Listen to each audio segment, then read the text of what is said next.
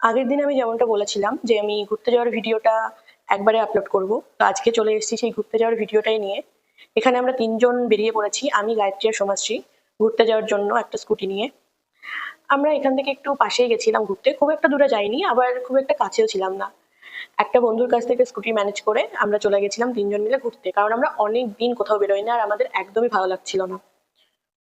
ওদেরকে আমি টাস্ক দিয়েছিলাম যে আমি তো গাড়িতে করে তোদেরকে ঘুরতে নিয়ে যাব আর তোরা আমার ভিডিও করবি, মানে আমার ব্লগিং এর সব ভিডিওগুলো তোরা করবি। সো ওরা সেই কথাটা একদম অক্ষরে অক্ষরে পালন করেছে। ওরা এমন কোনো টাইম নেই যে যখন ভিডিও ওরা বানায়নি। ইনফ্যাক্ট আমি যে গাড়ি পার্ক করতে গেছি সেই ভিডিও ওরা বানিয়ে ফেলেছে। তো ওদেরকে ঘুরতে নিয়ে গেলে ওরা ঘুরতে যাওয়ার জন্য সবকিছু করতে পারে, সেটা যা কিছুই হোক না কেন। আর আমি তো শুধু একটু ভিডিও বানাতে বলেছি। এখানে যারা যারা আছে তারা সবাই বুঝতে পারবে আমরা কোথায় গেছিলাম ঘুরতে। আর এই যে সেই গাড়ি পার্কিং এর ভিডিও। আমরা চলে এসেছিলাম গঙ্গার পাড়ে বাউরিয়াতে। বাউরিয়ার এখানে খুব সুন্দর একটা প্লেস আছে, প্লেস উলুবেড়িয়াতেও খুব সুন্দর আছে, বাট আমরা তো সেখানে সবসময় যাই। সেই জন্য আমরা একটু জায়গাটা চেঞ্জ করতে চেয়েছিলাম আর আমরা বাউরিয়াতে এসেছিলাম। কিন্তু এখানে এসে যে ভিড়ের মধ্যে আমরা পড়েছিলাম, সেই ভিড়টা আমরা কোনোভাবেই এক্সপেক্ট করিনি। আমরা ভেবেছিলাম একদম ফাঁকা থাকবে, আমরা গিয়ে চুপচাপ বসবো গঙ্গার পাড়ে, কিন্তু কিছুই হয়নি।